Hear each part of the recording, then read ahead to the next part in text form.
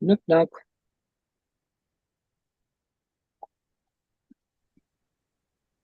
Hello. Hello, how are you? Ala Alana, hello. Here, start Oh, I'm here. so Here happy that you you're. are. Here I am. So nice to see both of you. Sujitaz, are you a new fan? Yes, I am. Very cool. Very I can cool. show you. This is where I park. Oh, wow. I So, put I put Good some internet. pictures in Bitcoin Atlantis, I guess, but not much. Oh, Yeah, that's so beautiful. That's beautiful. it is. it's good to see you, Alana.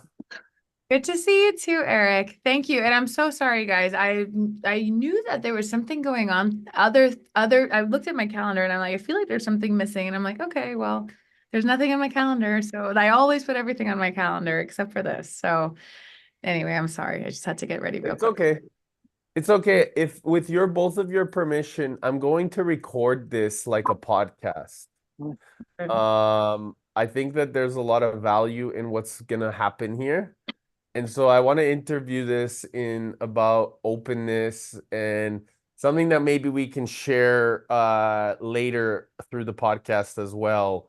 Is that okay with you guys? Yes, sir. It's okay with me. Yeah, Okay, cool. I'm gonna hit yeah. record and then I'm gonna go Where are you, into it. Alana? Oh, sorry. I'm gonna go Go. into it like a podcast, and I'm gonna go into it like to help you guys introduce yourselves. And so we'll really start it I'll open it up exactly like I would a regular podcast, so that later for the recording, people can really get to know more about you guys as well. Is that okay? Yes, sir. Okay, cool. I am excited today to welcome everybody back to the Resilient Minds podcast. Today we have two very important guests on the show, and I'm excited to really have this open conversation here because I think that this discussion is really integral for where we're headed as a family, as a community, and also in the level of responsibility we're collectively taking. So, joining us today, we got Alana and Sagitas, and I'd love both of you to really share a little bit more about yourselves and kind of what brings you to life, what inspires you, what you're up to in the world. And Alana, I'd love it if you can start, please. Ladies first. Thank you. Thank you. Yes. Um, you know, I think that's a beautiful question, and I appreciate that question. I feel like my time here is my days are numbered. Um, all of our days are numbered, but this is very, very real to me. And having my second daughter, I died having her, and it was a beautiful experience, which has made me like not fear death anymore because it was this like just kind of incredible experience of just being out of the body, no pain, it was just bliss. It was beautiful.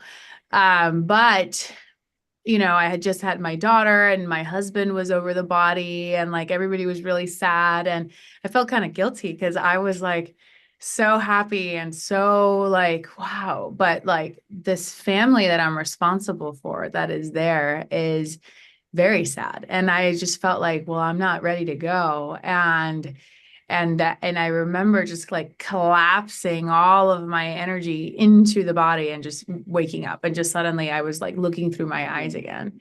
And so since then, I mean, that an experience like that will change you. It's something that at the moment, it just happened. So you just kind of are like, oh, I'm alive. But it's a very clear point in my life when I started making different decisions about what to do next before having her and after having her after that moment.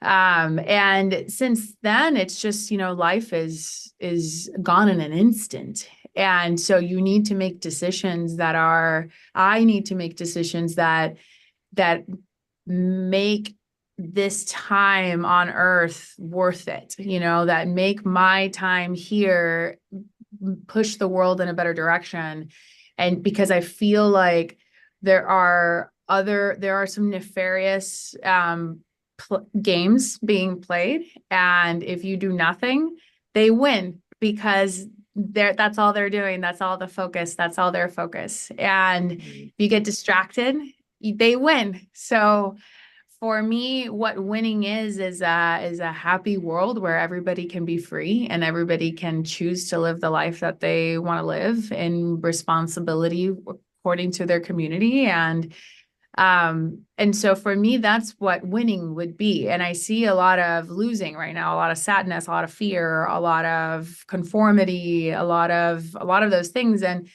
for me, it's really not that hard. It became so clear to me that happiness and freedom is really all there is. It's just beautiful moments on earth. It doesn't even need to be this grandiose thing. And so anyway, so since for the last 9 years, and I've always been this way already, but for the last 9 years, I've only been making decisions about who to be friends with, what projects to work on based on, is this going to push humanity and my community, my neighborhood? It doesn't, not everything has to be the whole world scale. It can just be like, is this good for my streets? Are people going to like a block party? And so that's how I make my decisions, just kind of pushing the world or influencing in whatever way I can towards a true real world happiness. And so that's what drives me, is to work on things that I feel like I can add value and will make the world a better place. Sounds so cheesy, but it's true. No, it's not. It's you know what? I always share whenever we're like, people are like, they give out their truth in their heart and they say that it's cheesy, but the truth is not that's the truth. And it's what our souls desire, right? So thank you for being so open and vulnerable, because this is really important. And I know that it's integral in our deepest nature, and we really appreciate you for being here. It's amazing to see you after a few months and to help you, or to see you, not even help you, to just open this deeper layer and really listen to that deeper layering of what you're sharing and why you're sharing it. Sigitas, do you want to share a little bit about you and your magic, brother? Where you're at, what you're up to, all the brilliance that you're bringing to the world by being yourself. Yeah, just being myself, it's actually a very beautiful experience. I'm happy. I was chosen in this body, in this lifetime, in this specific universe, with all these characteristics what I am. And that took me some time to jump in and start owning more and more and accept my weirdness. And like Alana said, to leave this place better than we found. And living every day it counts. It's all about the journey for me. So I'm at the moment, I think we meet in that actually value, like all of us here, that we want to live better than we found. And time it's not linear, and it can end at any point and any moment. So therefore, stepping into myself and shining, it became everyday kind of event and non-negotiable. At some point I was asked a really interesting question. I don't know why this comes to share, but my one friend asked me if I would choose my inner child or a wife, and I was not even negotiable. I wouldn't let go of my inner child to choose like not to have a wife or not to have a inner child in life. That was like, no, like I choose inner child, like for sure, like first, that comes first, and then wife has to love it and accept it. And this is who I am, this is how I am, and you like it, you want it or not, or take it or not. And what I do at the moment, I live in the mountains, building pink rocket. Right behind here, the team is building a rocket. Maybe you can see the top. Cool. Became, yes, as we all hear, I guess, very, very passionate about Bitcoin, and Bitcoin, I recognize Bitcoin as system based on love. Literally, that's how for me was my aha moment. And when I realized that, I remembered that I was praying for many years, meditating, doing all kind of personal development work, and to figure it out. And in the end of all that journey, I found Bitcoin, and that was a very big shift in my life to start living from values even deeper, to start going deeper into what proof of work means, and what all characteristics, but through psychology rather than technical side, through like what is this experience with Bitcoin, like literally. That's what I'm kind of exploring on a depth, and I see that Bitcoin it's a beast for the world today, and therefore this mission became to be a Bitcoin advocate, or whatever, like how you want to label, like maxi or nerd or whatever.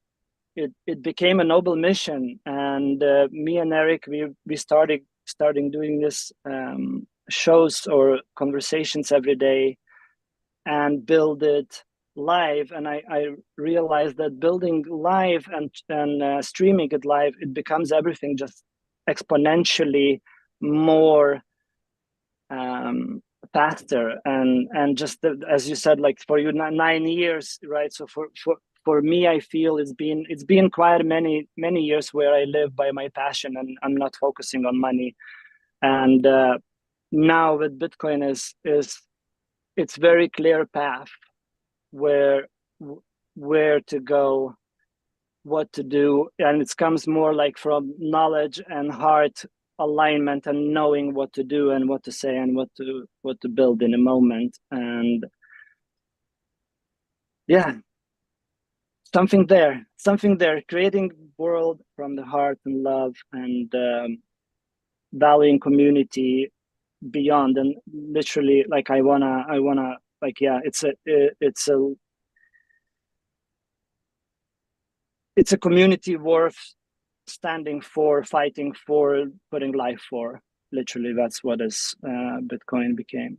And yeah, I love it. I don't know Thank if you. I answered the question, but No, it's like you're some being open and paths. honest. This is what's beautiful, and that this is the beingness part of you, brother, and this is why we all love you, because you speak from the heart. And so what I'm hearing is that you found really a deep intentional responsibility of coming together with a group of people that are willing to live for more than just themselves.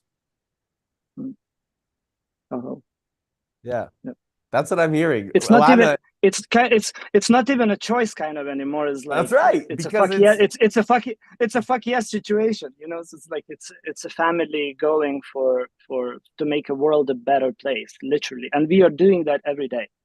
and by the way, we're not even fighting anymore. We're just building, which is really what Buckminster Fuller or Socrates has said. It's not about fighting the old, it's just about building the new. And if we focus our energy there, that's where the gift comes, right? So this is what's really exciting, is we're really applying those principles into the now by integrating that with a great responsibility. And I'm really excited about this because, for anyone that's listening or watching back, I got to meet Alana at Bitcoin Atlantis, and she had a preview of her amazing upcoming and now aired DirtyCoin, which she's a director at, and she's been in video and film.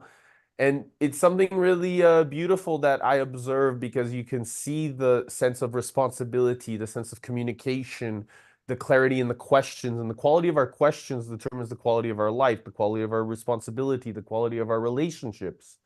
And so by really listening and observing and watching, I saw that the principles that inside of Bitcoin Atlantis were so aligned to our first principles, our nature's law, and how we must all step into that. And what I love really much, because I don't know if you know this, Alana, but I came there really not knowing much about Bitcoin. I came there only Really? focused on the principles. So I sat there knowing that Bitcoin exists, but not understanding the principles. So I sat in the front row for the whole, and took the notes and was looking for gaps, looking for misalignments, looking for incongruencies to see, because of my journey of self-development, because of my journey of focus, because of my journey of knowing who I am and what I stand for, I was feeling and paying attention to my internal journey to understand the responsibility that this group or this community was stepping into, and if I could actually see any misalignments. And of course, there's different layers of integrity that, please, mom, my mom's passing me some tea. Thank you, mom. Oh, wonderful. Do you want to say hello? No, okay, thank you. She's in pajamas. So, Oh, that's lovely. so this is the thing, is that what I really discovered is noticing that, yeah, there's layerings where people are maybe at different levels of awareness or consciousness on stage. So when there's 4 people out of 5, there's always a few people that are at a higher level at the awakened soul. And then there's different people that may be working or operating at the socially conscious, or maybe really focused on the authoritarian, some tribal power gods. But essentially, all levels of consciousness were available. And then you could really see, because dichotomy and different levels of awareness are always going to be available to us all. But paying attention to seeing different people's map of the world allows us to know who we align with. And this is what I really noticed with the preview that you showed of the upcoming DirtyCoin. And so I really wanted us to come here together to see, how can we start to illuminate a pathway for the responsibility that you've taken on? Because Sigitas is the one that brought me there, by the way. He was the one that was like, Eric, I see that you're going through the planet. You've been traveling the world for the last 6 years, focused on empowering culture, on creating change, on making focus, on getting people to see the wealth of wisdom in the person, in the reverence of the person, versus the manipulation of a dollar that was created by a human, instead of paying attention to the value of our spirit, of our nature, of our gifts. And so, and when I found Bitcoin and I discovered it, I saw that this is the vehicle, right? This is the vehicle that allows us to integrate a responsible role and get everybody to step into the highest, most outstanding level of identity. And so as a result, it gave me the insight to say, okay, what do we need to do to inform and educate? Because I'm a manifester by human design. So I inform and need to be informed. And as a result, this is a very similar system to Marcus Aurelius, and the way that was able to really cultivate a meaningful response for societies. And so that system is so important for us all to be informed and get and navigate. And I believe, I haven't seen the video yet, but I'd love for you to maybe open up and share a little bit about DirtyCoin and why it was so important for you to bring this to life. Okay, thank you. I still have aha moments with Bitcoin. So I can't say I had my aha moment, because I've had many very significant ones with Bitcoin. But my earliest aha moment was in 2018 when I found out that Cubans were sending Bitcoin into Cuba. I'm like, Cubans that were outside of the island were sending Bitcoin to their family in Cuba.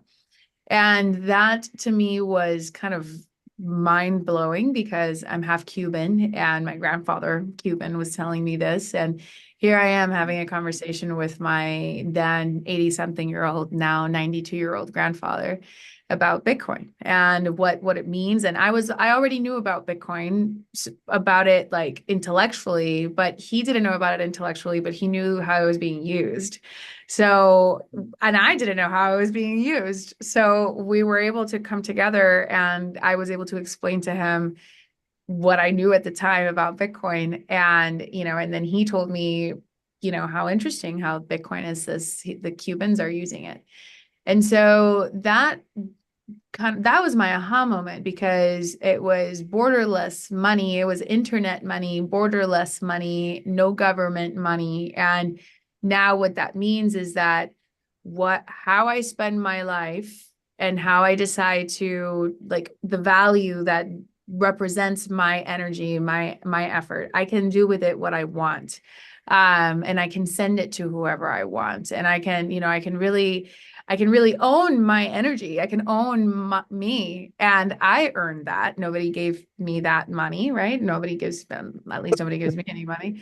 And I earn it. And so it is really up to me to decide how I want to use that, obviously within the laws of the land. I'm not a complete anarchist, but, I did well, except for the fact that the Cubans were actually against the law. I don't think all laws are good. Show me a politician that's proposing removing laws and I'll pay attention. We need less regulation, not more. But that's a completely different tangent.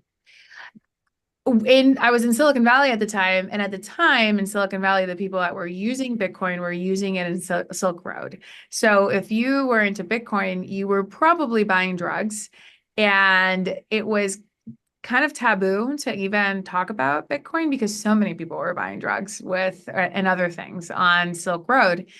And so Bitcoin in a way almost became synonymous with Silk Road, but it already wasn't for me because I actually found out about Silk Road after. And in my opinion, I was like, wow, a money that even criminals trust, this must be good. It actually made me feel a lot more confident about it. But whatever. And I just kept it to myself. I was working in a big Silicon Valley company at the time. And we were, I was making a lot of films around the tech and ML and AI and data centers and how they work. And so whenever somebody would tell me something negative about Bitcoin, I would always look it up. Just to see, what is it that they're talking about? And then, and I had done that about Silk Road and I did that about a couple of things. But when people started telling me, when it started bubbling up that Bitcoin was bad for the environment, I was like, oh, no way. Bitcoin has another dirty reputation. Bring it on. Let me hear it. And then it was like, oh, it's bad for the environment because of all the electricity it requires. And I was like, why is electricity use a bad thing? And I would usually break the person, and I still do when people are like, oh, yeah, because it just sucks up so much electricity, right? Because people find out about me, I'm making a film about Bitcoin mining. It's called DirtyCoin. They immediately assume kind of where I'm, like my stance and my view on it. And then they'll tell me that, oh, right, because it's so bad, it had consumed so much electricity. And I'm like, and why is that a bad thing? Like, why is that a bad thing? And they'll be like, well, interesting. You're right. Why is that a bad thing? Well, because there's better uses for it. Like they don't even know why it's a bad thing. They just kind of like, oh, it's a bad thing. And so I decided to make a movie that explained how it does consume a lot of electricity. And I felt like, I had handled myself on it. I knew what a data center looked like. I saw a Bitcoin mining operation. I was like, well, that makes sense because it's a network and I get it. But then I kept hearing, it was just so annoying to kept hearing that narrative escalate, that Bitcoin mining consumes a lot of electricity and that it's going to only get worse. The environment's only going to get worse. By the year 2020, Bitcoin will consume all of the world's electricity. It's going to be terrible, right? And I was seeing how the Bitcoiners were responding, the Bitcoin miners. Now, granted, Bitcoin doesn't have a public relations department. It doesn't have a marketing department. So it's kind of like every man for himself, right? It's like every Bitcoin miner kind of for themselves, talking to their local politicians, letting them know, bro, I'm just, my warehouse just has computers. I'm paying for you for the electricity. I'm not a criminal. And when and those brave enough to go on TV, I admire them for for going on TV, but they were not well PR trained, and I was. And I was very well marketing trained and PR trained from my being a filmmaker in Silicon Valley for commercial and corporate purposes. And I just felt like it was a lot of downplaying on it was not that much. It's not that much. It's not that much. And it's like, well, I actually think that the fact that it is a lot is why you can mitigate methane. It's why effectively and to great degree, it's why you can afford to build new infrastructure in Africa, in South America, because you're coming in and you are spending millions of dollars of electricity a month. And so now there's this customer that enables the utility to make money off their wasted product, enabling them to have a better business and serve the rest of their customers better by creating new infrastructure. So I felt that the power of Bitcoin mining was that it actually consumed a lot of electricity. That wasn't its weakness. I think that that's its strength, because it's looking for this electricity that nobody was buying, nobody was wanting.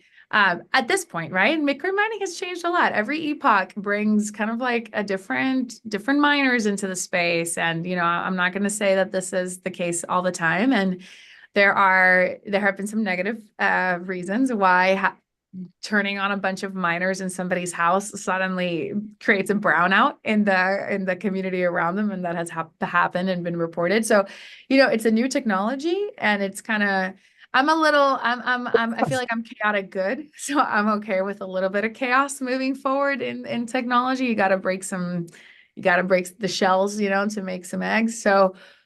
But I would say in total, I saw that it was a positive thing. And I felt not only was it a positive thing, I felt that people's relationship with electricity and energy was so, like, it wasn't just a problem of misunderstanding Bitcoin, it's a problem of misunderstanding energy and electricity, understanding what produces electricity, how we produce it, how far it transports.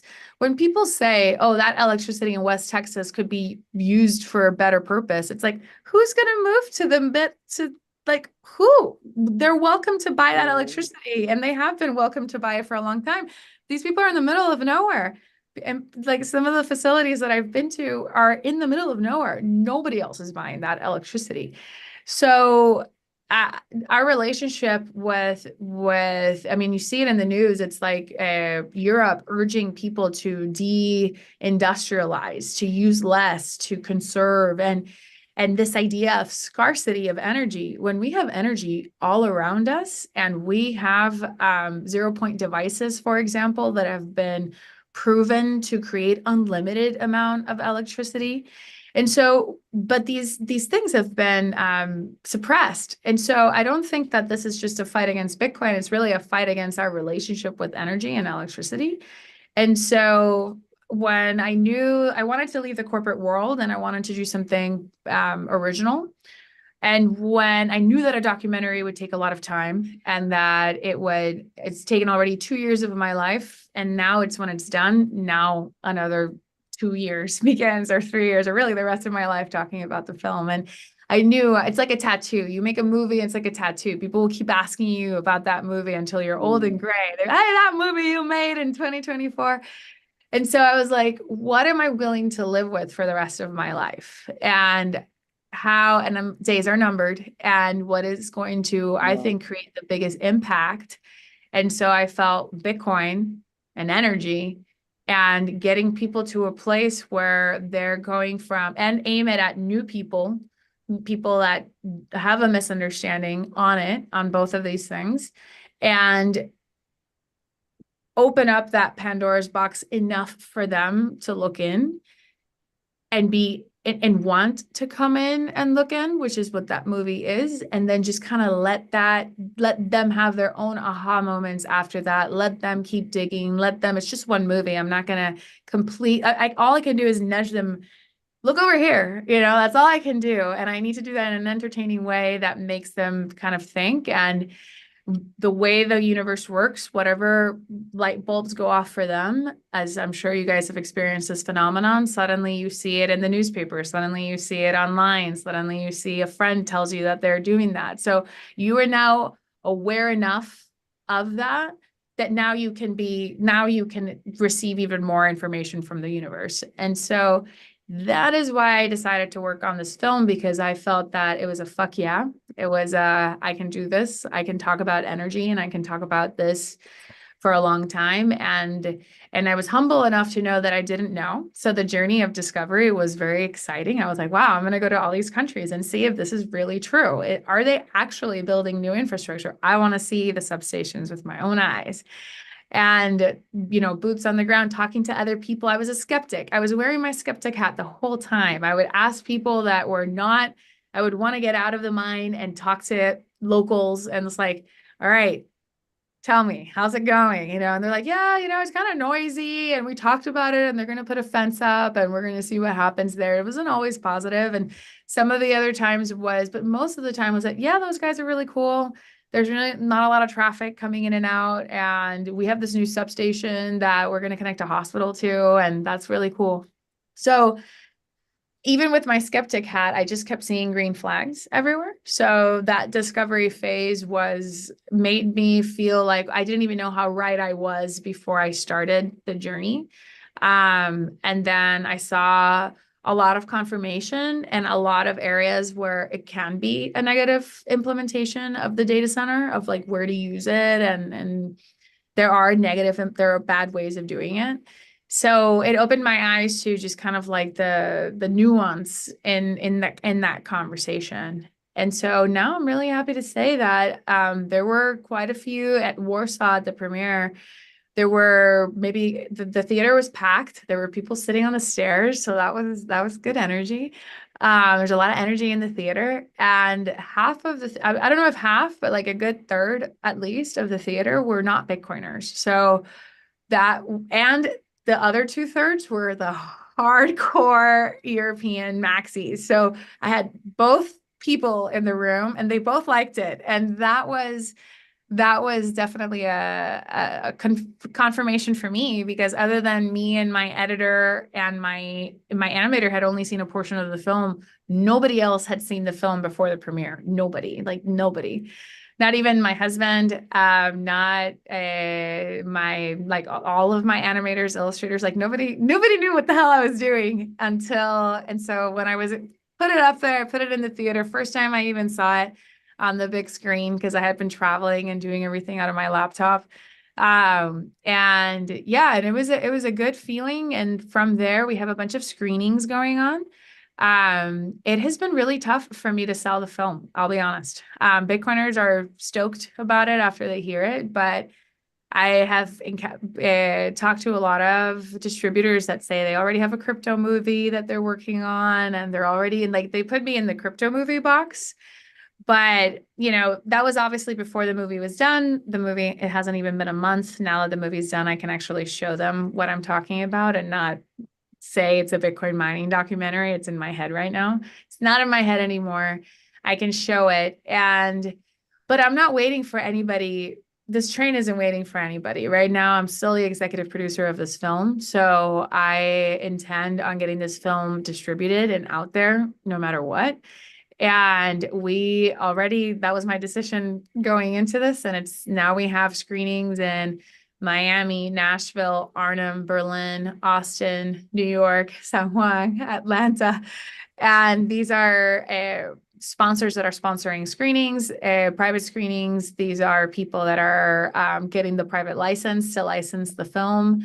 Actually, there's more of those cities that are not on my board. So we are on our way to actually becoming a profitable film as well. And my intention is to have DirtyCoin be one of the most profitable documentaries. So that's kind of like another goal of mine, because it's really important to do things that you love, but I really am also in it for the money because I have a family. I have to put food on the table for 5 every single day, sometimes 3 times a day. And that for me, money is food, it's shelter, it's education, it's travel, it's clothing, for 5.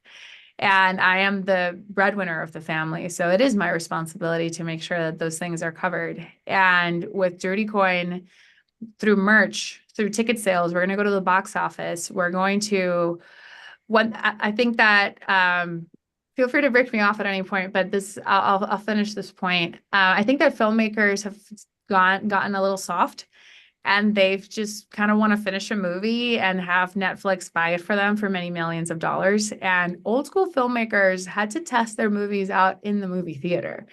Like, you got to go to the box office, you know, Blockbuster is not going to ask for your cassette if you had no traction in the box office. So box office in a way is proof of work. It's proof of people actually showing up, giving of their time and their money to go see the movie. And so we're going to theaters first. We're not even thinking about a streaming play. I want people, imagine going to a theater to watch this movie. Who else is going to be in that movie theater with you? Those are going to be probably your next best friend, probably your next business partner, probably your wife, you know, probably like, you know, who else is going to be there watching that and in that moment in time. And I feel like it's like a little honeypot for creative souls that are like looking for answers, and you're going to meet them in person. And you don't meet them if you are watching it on Netflix on your computer at home. You know, you meet them going to the indie theater in your town that's playing the movie for a couple weekends. It's an indie doc. But who are you going to meet in those couple of weekends? And how successful can we make that experience where people are talking about it, and we can create a grassroots movement that gets theaters calling us saying, can we put your movie in our theater? Because I'm nowhere online. I really want to respect that process, that old school filmmaker producer process. And you're putting a lot of money on the line to market it. You're putting a lot of money on the line, but at the end of the day, it's like you see that return. It's not just one big fat check from one person. It's a lot of little checks from a lot of people all over the world giving you their hard-earned money. And I feel like I want to achieve that at a very grand scale, and I want all of them to have a really great experience and go to the bar after, go to the tea shop after, and talk about what they discussed in the film and continue their journey. Wow. Beautiful. I have to just really tilt my hat to you, because I'm really hearing a lot of organic development and the way that it's coming from your heart and soul, and also a different perspective on the way that we acquire community development. So I think that instead of marketing, what I'm hearing is it's really coming from a place of education. It's coming from a place of just genuine wanting to inform others by getting them to really take it seriously, And one thing that, one of my teachers, Tony Robbins, has always said is when people pay, they pay attention. And it's interesting because it's the truth, right? When you pay with some sort of energy, some sort of philosophy, there is some sort of intention that's growing. And I do believe that this stranded energy of suppression, whether it's the electricity that people are inefficient about, or money that they're inefficient about, and that whole held of scarcity, that strandedness, that you're educating about in terms of the electricity. It's also the same thing in terms of money. And so by offering the film, how can we get more of that thought process of service towards kind of these communities that we want to empower to come and visit the film through a trailer, through education, through people and great conversations like this, open forum conversations, to get them even more curious about knowing that this type of screening is happening here, here, and here, And as a result, they are being offered or stepping into an informative organic development that can change the nature of not just their awareness of what's happening around them in the world, but also how they get to be involved. And I think that that's the thing, is that people want to be involved in something greater than themselves. And of course, I haven't seen the documentary and I can't wait to watch it. But in addition to that, I know the essence of it, right? So it's the importance, and we're working on some stuff in terms of mining and inefficiencies here in Alberta and Canada. But the most important thing is to inform this kind of organic development, so people are realizing, hold on a second, there is something inorganic about the existing system. And perhaps getting that curiosity out of them would be of, by having these conversations, by opening up these open forums. Do you see a way to create even more organic development? And please, Sagitas, if you want to add to that curiosity, please let me know.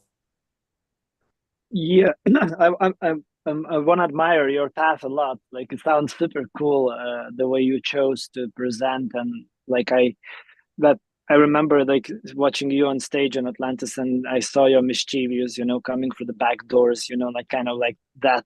That's so cool to me as well. I want to ask about, have you considered like going all the way with the value for value principle, like letting information free, letting movie free, and allowing the community to step in, and knowing the message that you need to feed the 5 people, that you're responsible.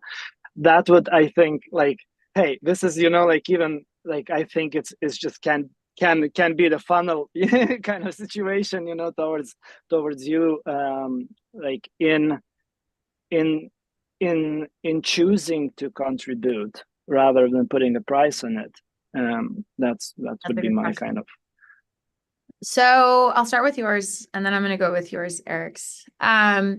With Stranded, I gave it away for free. Anybody could play it for free. It had to be in person. That was my only condition. You had to play it in person with at least one other person. So my idea with Stranded was, if you have a meetup, or if you want to just hang out with your buddies and watch it, you are more than welcome to screen Stranded for free. And if you want to get sponsors for an event, if you're a conference, it doesn't matter. It is free. You are free to use it. And we had our Bitcoin wallet, our Venmo wallet, I think that's it. Yeah, Bitcoin and Venmo.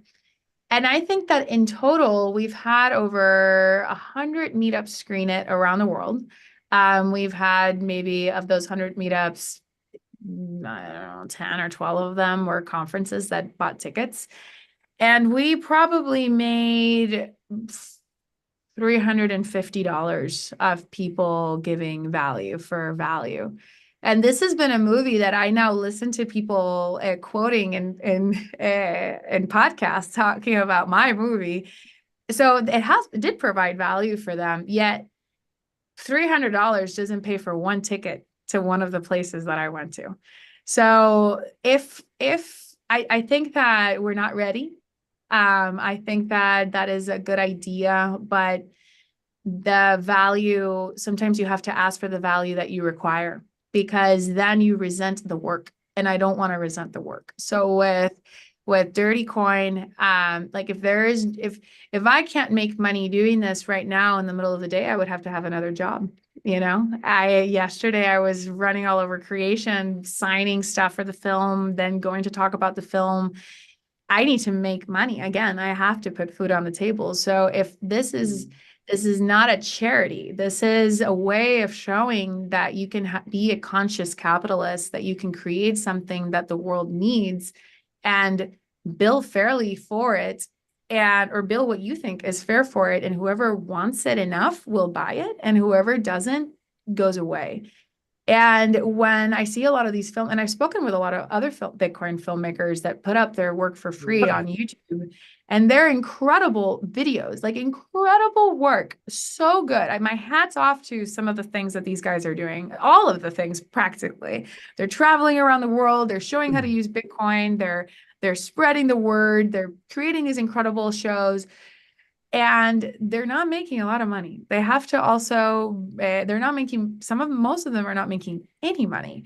And so I do think that, and this is not what you are doing at all, but some in the Bitcoin community kind of bully Bitcoin creators into giving their stuff away for free because that is the ethos of Bitcoin. But that is not the ethos of filmmaking. That is not the ethos of an artist that wants to be a sustainable artist, that needs to, that in order to really focus on your art, you need to then have your financials taken care of. And if your art can take care of your financials, then you don't need to have another job, which is what a lot of these YouTubers and filmmakers then have to end up doing. They have to have their fiat job, and then they have their side gig. And so and then they resent the side gig, even though it's their passion. And then they resent the fact that people don't send them any Bitcoin.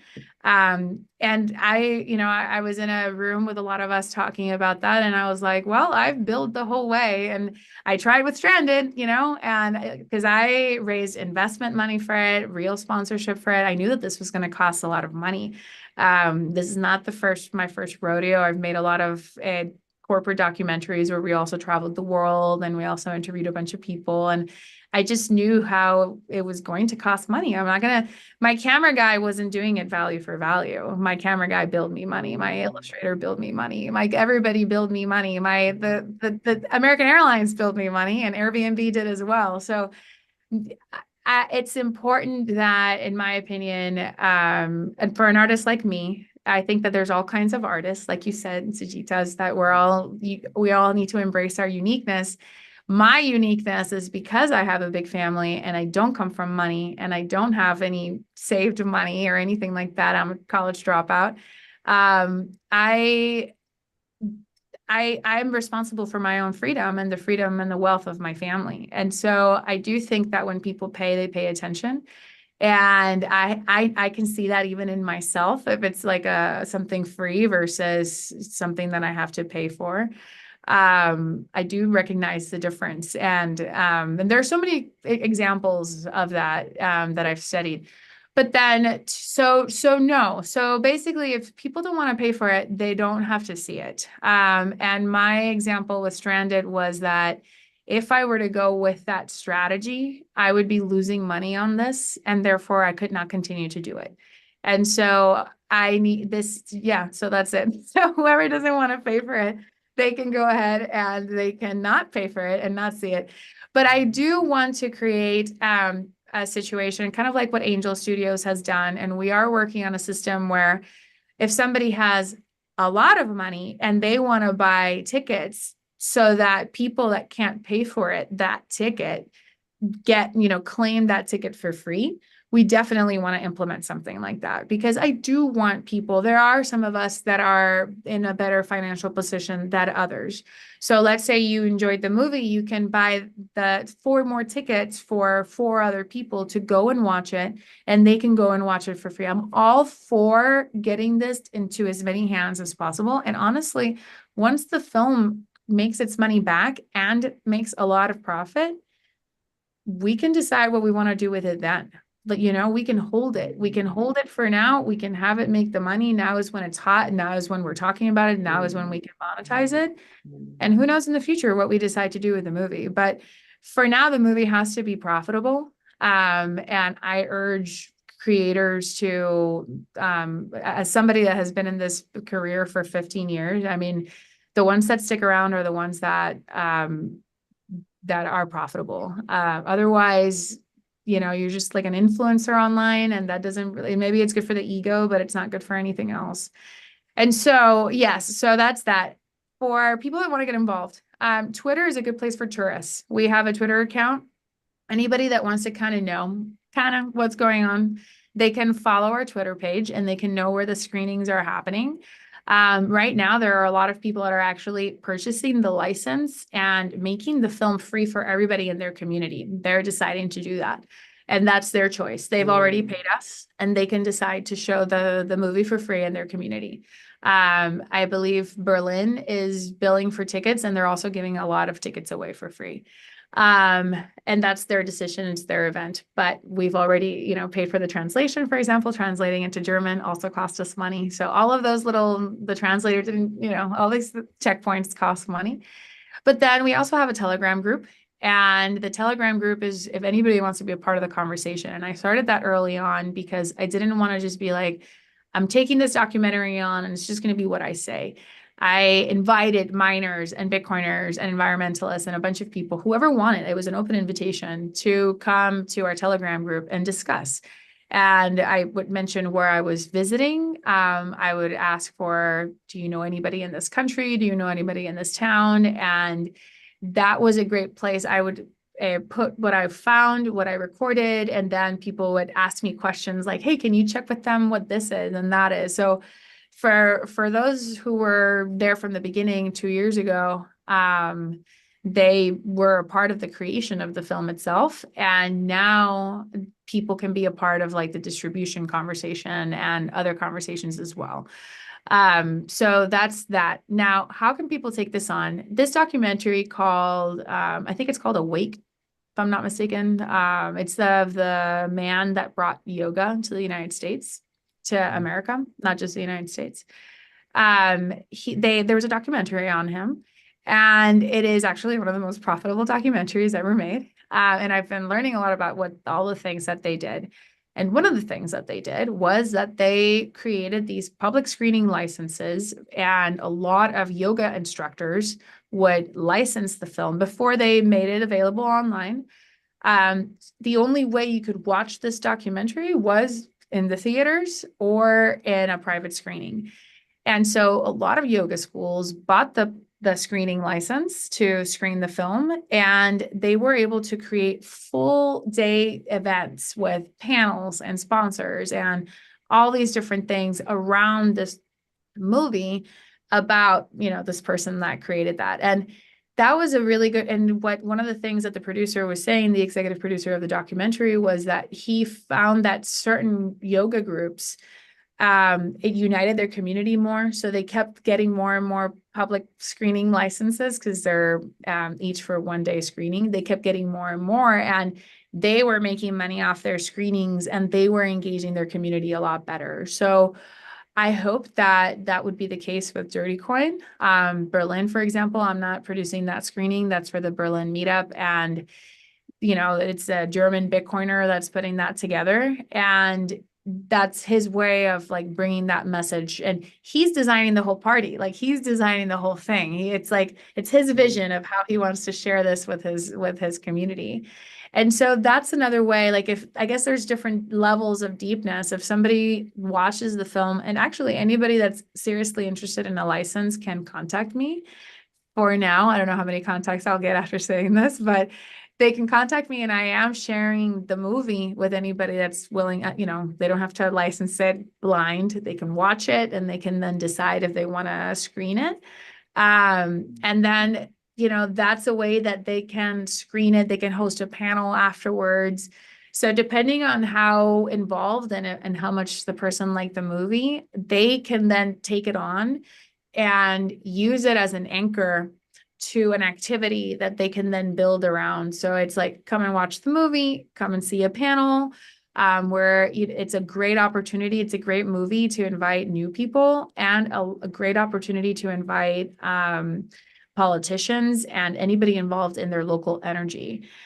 You could be saving your electrical grid if you bring on people. Like, I'm going to do a screening here, and we're already inviting the people of the electric utility here, because anybody that has wasted electricity, and nobody knows this better than utilities, is a potential person that could mine Bitcoin. They could, buy some ASICs connected to whatever node they have that has extra electricity, and they can become more profitable. They can have Bitcoin in the books, which would prevent them from having a catastrophic, downturn in the future or whatever. So, for me, I want to also encourage decentralized mining. So that's another one of my goals with the movie as well.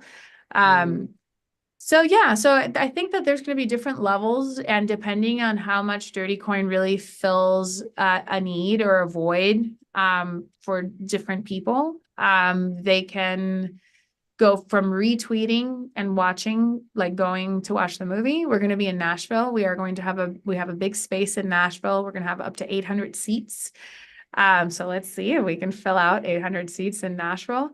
And then we have a couple of way smaller ones coming up in the summer as well. So yeah, if it really speaks to people, they can then kind of just take on the movie and show it to the people in their community. So So beautiful. Yeah, you know sorry, Eric, I just Okay. need to say this, but I feel what we need a movie about Alana, how she's making the DirtyCoin. The story is phenomenal. You know, like the way you see, the way you think about the steps, it's really profound. I'm really honored to hear all of the story here. Thank you. Thank you. Thank you. You guys are great listeners, so I appreciate it. I agree. I think that it's important to pay attention to the stories of why, because the why becomes the way. And I always share that then when we really recognize our why, it will create our way, and we'll walk that no matter what uncertainties lie in our circumstances, will create that certainty within ourselves.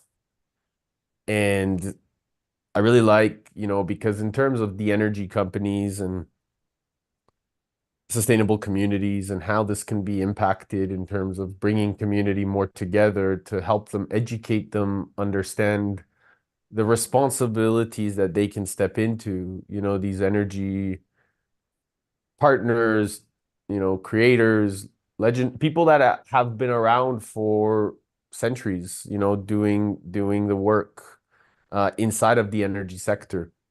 So I think that this is kind of a very organic way to bring, a lot of these executives in, communicate with them, help them understand this importance. Whether it's in a big a big theater and have major players sitting there and helping them really anchor this future that they can be a part of if they choose to, and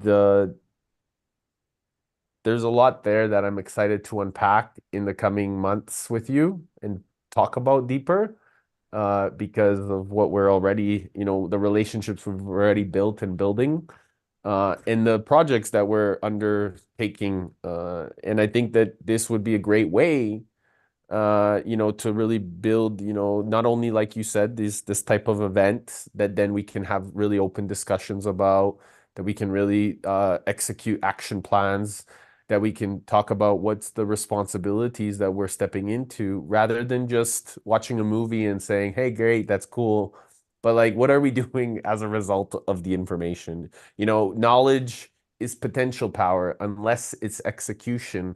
That's where the real wisdom comes in, right? So it's great to listen and watch these movies, even to listen to what we're talking about. But like, at the end of the day, what are we doing? What are we taking action on? And having the right people in the room to really be able to be those decision makers and implement them is where I believe that's what's going to be the greatest impact of this movie. That's what's going to really help people understand the responsible role of this movie. And then as a result, holding them to that standard, holding them to that level of accountability, holding them to know what the next step is, and being a part of that. Being a part of that together, like, it doesn't need to be, they need to do it alone. We guide, support, help, get the right resources. It's not a matter of resources, it's a matter of resourcefulness, right? So this is where, I'm excited to listen more. I can't wait. I definitely want to watch it like fast. Yeah. We have a I'll have you lot. guys watch it and then we'll do another talk and we'll do Yeah, that like, I I don't know, would in a really couple like weeks that. or something. I would really like Mm. that because we can really unpack a lot of energy from watching it.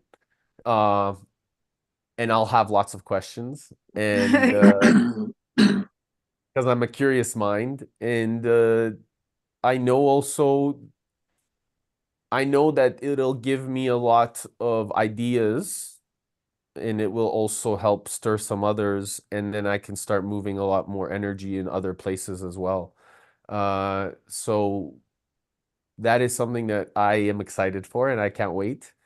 And we'll do a lot of good things, Alana. I genuinely feel your confidence and your certainty in the way that you show up. I love the fact that you're like, no, we're not we're not giving this away for free. I love that. That makes me so excited because it shows me that you know your value and it's in your essence. It's not in like there's no ego here. It's your essence. It's your like, I know what this is meaningful.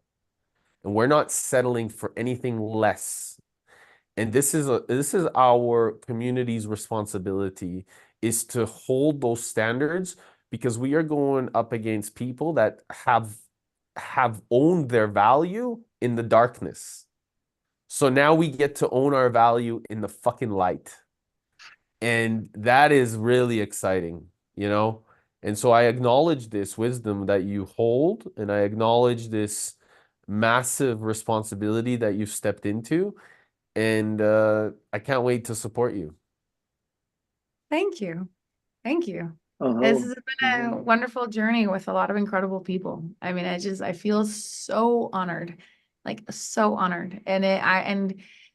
I started believing in God later, early in life, then not, and then again. And I'm in the phase where I totally 100% feel that there is a something bigger than me that is illuminating, that is making coincidences happen in my life, that's making me lucky and helping me find the people. I have been able to find the people that I need every step of the way, like just completely by not by accident. You have to step up, you have to show up, right? Like I had to show up to Madeira. I had to not stay in my room after a full day of conference and go to a party and meet you guys. And you gotta put yourself out there, and I'm doing my part.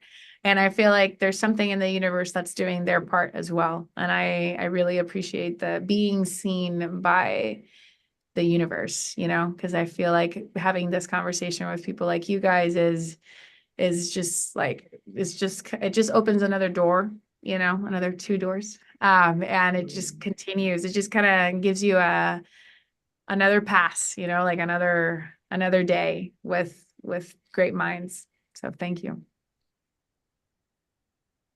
We thank you. Honestly, I love the fact that you're tapped in. You can see the connection. And it's important for us to hold that space of giving permission, not that people need it, but I think that sometimes the mind needs it. The ones that are listening to say, hey, it's okay, like start shining. Those that are willing to shine or shining brighter are gonna hold you up and help you shine. The ones that are telling you not to shine are the ones that are scared to do it themselves, and so that they will put a limitation on you. And so it's so important for us to come together like this and say, hey, no, let's shine brighter. How can we help? What can we do? Like how can we continue to bring more of that light together? Because I can express from my own experience that every time I've been around the world, a lot of people, because of this intense energy that I have and I've always had, I'm very aware of it. And as a result, people have said, hey, Eric, you're a little bit too much. And I said, you know what? No, I'm not. You just don't see the value because you haven't found it inside of yourself.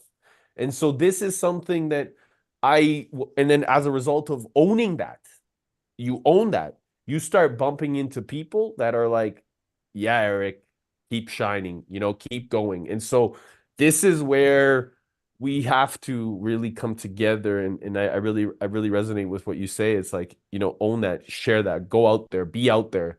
And then as a result, the people, you are attracting them, and that's what you're doing.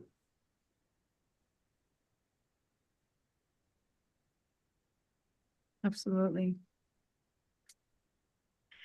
Gentlemen, I do need to cut this very soon. So if you guys want to wrap it up or any other last thoughts, I would love to hear any last thoughts.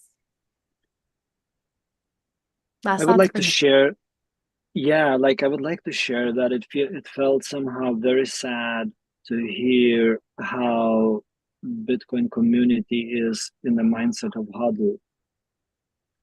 It seems like to me, and that feels like a red flag for some reason. Is because it's a closed loop system, and 19 point something million is already distributed. And if we're not gonna use to support artists, if we're not gonna use to create and share information widely, and it's just like, what's the point of Bitcoin then? What's the point of hodling? I cannot understand that. Like literally, if people are sitting on Bitcoin and not supporting projects like yours, by value for value principle, then it's kind of feels something is not developed enough. That's my last thoughts on it. It just feels a bit sad. So what I'm hearing is, how can we unstrand the energy? Because if we're really willing to build a new economy, if we're really willing to manifest a way where there's abundant energy around the planet, not only in any energy company, but also in the electricity and in any ways that we can develop it and add it to the Bitcoin network. What can we do to also empower people to exchange instead of hodl? And that I believe, will unstrand a lot of energy. And so I believe that the Bitcoin mining, the movie, and I can't, again, once I watch it, I'll be able to really put the pattern together, because you'll start to see, I know I'll start to see the patterns of how energy in terms of the companies, but also the energy in terms of the people, it will start to be capital and labor, and that harmony will start to be able to be created equilibrium, where instead of hodling, that Bitcoin mining becomes like, hey, we are the Bitcoin miners. We are able to bring that energy, that wealth, that spirit, that necessary to exchange our value. And that becomes no more hodling. That becomes, we're giving more than we ever expect to receive. And as a result of our abundant nature and the abundant nature of our beautiful creation and our great planet, we as a result are embodying that nature and then helping encourage that energy to come through us rather than keep that blockage. Just like the strandedness is happening inside of the electricity. So there's a pattern recognition there. And I'm excited to see how you've been able to tap into that. We'll unlock that next time for sure. But yeah. I can say that I agree completely with you, Sujita, that hodl is a red flag. And I think that if you're hodling, I understand why you wouldn't want to get rid of everything. Of course, you want to, especially if you have kids, you want to like keep wealth for their future. But we need to use it now. We have it now. And I love paying people. I always offer to pay people in Bitcoin. I have tipped every single crew person that works for me. I tipped all of them in Bitcoin. I offered to pay them in Bitcoin, and only one took me up on it, and I did pay him in Bitcoin.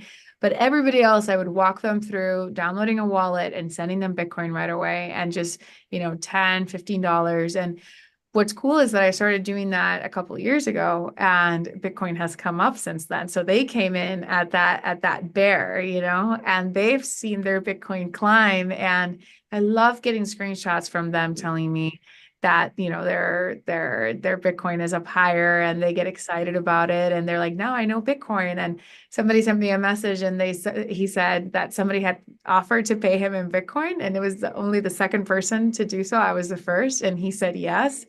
And he's going to hold it, you know, going back to that mentality. But I think that the more places that also accept Bitcoin and people see that they can spend their Bitcoin, and more merchants understand that they can accept it, that there's you know, they're basically getting that Bitcoin at the cost of their goods. So if you're selling a good, let's say your plate cost you $4 to make, but you're selling it for 15, then you just made $11 profit on that Bitcoin. Like you got that Bitcoin for $4, $11 for the Bitcoin. So I do think that getting more and more people to understand and come on board and embrace the Bitcoin economy and exchange. And that's happening. It's just a matter of, like, I feel like I'm doing my part by, I've had conversations with people before finishing the movie that said, I like Bitcoin, but I don't like the Bitcoin mining. I get that. I've gotten that so many times still, actually. But after people have watched my film, even with Stranded, and I think that DirtyCoin is going to be more impactful even than Stranded. But people that finished watching Stranded that are not Bitcoiners said, I'm still not sure about Bitcoin, but I really like Bitcoin mining. So by being able to handle one of the main apprehension points, I hope that I can open up people's minds to be like, oh, okay, well then what is Bitcoin? Because we describe it very briefly in the film, but we really just focus on the energy and the mining. And I hope that that'll just make people want to start learning about it more. And I don't think everybody's going to click. I do think that you need to be a special kind of person with a special kind of aptitude for learning new things and accepting new realities. I think that, you know, it's going to be those people that are going to fall first, but there's a lot of those people, and and when I mean fall first, I often think of like a funnel that only has a particular shape, and only things that are that shape can go through that layer.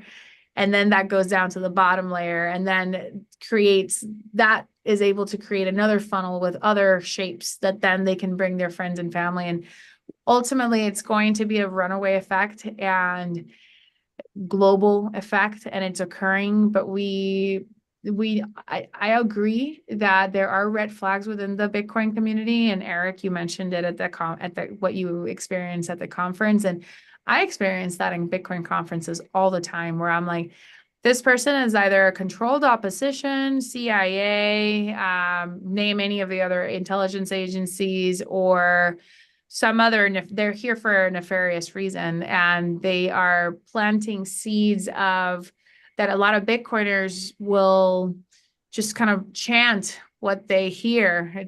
And that's where it becomes culty. And I think that we need to be able to disagree with the things that we disagree. And there are people that are specifically planting particular things to get the Bitcoin community to kind of behave and do things, because that's what Bitcoiners do. And because this one guy says it. And I do think that that's very much on purpose to stifle the growth of Bitcoin. And I see it at the highest levels. So there are unfriendlies to Bitcoin. And I mean, yeah, there's a lot that we need to keep our eyes open. And it's not like, oh, you're safe, you're in Bitcoin now. It's like, I don't know, every conference I'm in, I now expect a quarter of the people there to be intelligence. How safe am I? You know, I don't know. Maybe I find my best friends, the other 3/4 freedom-minded folks, but I know for a fact that there are some nefarious folks that are going to all of these conferences and pretending to be somebody that they're not.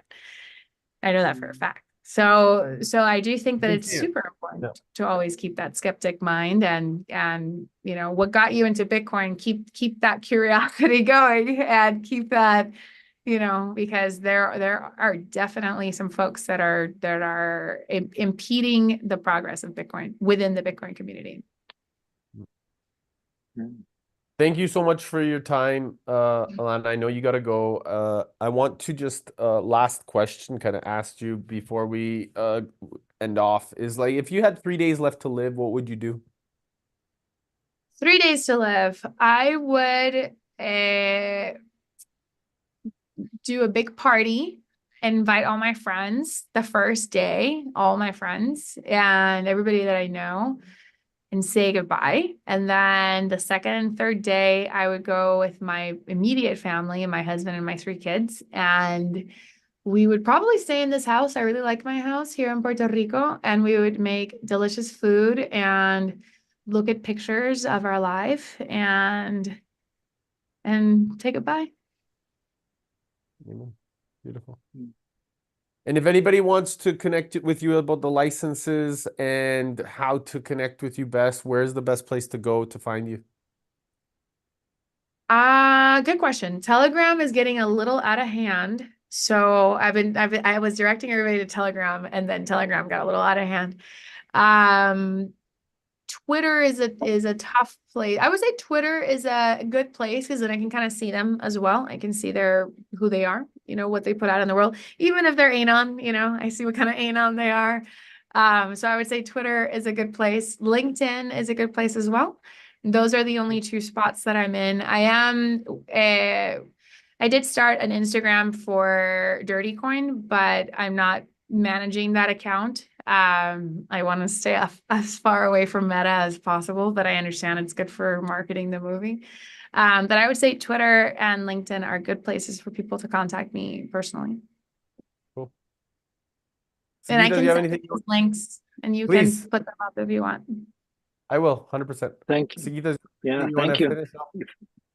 Yeah, thank you, Alana, for finally jumping on this call. I've been looking forward for quite a while to talk to you again and reconnect, and it's been amazing to see your beautiful energy and continuously glowing and owning yourself. Really inspiring. Really, really. Thank you. Thank you. Thank you. And thank you for the rocket that you gave me in Madeira as well. You gave me one of the little yeah, it's so beautiful. It's just so beautiful. My son broke it by mistake, and he was so heartbroken because I had kept it like not broken for like a long time. And he broke it, and then he was like, he gave it to me, and his eyes were like, so sorry. And then I was like, well, let's see what's inside now. And so we like saw everything that he had put inside. And then, we discovered the inside that had not been revealed to me yet. So, we turned it into a discovery of your rocket, a new discovery. So thank you. Enjoy. All right, guys. Well, thank you so much for your time and your energy and your attention and seeing me. I appreciate that. And I will continue to see you guys, and I'll send you the links, and we can keep going on our Telegram chat. We can keep going. Anybody that's still on talks to me on Telegram can continue to do so, but just not more people. Yeah. Okay. Just before you go, give me 1 second. I'm just gonna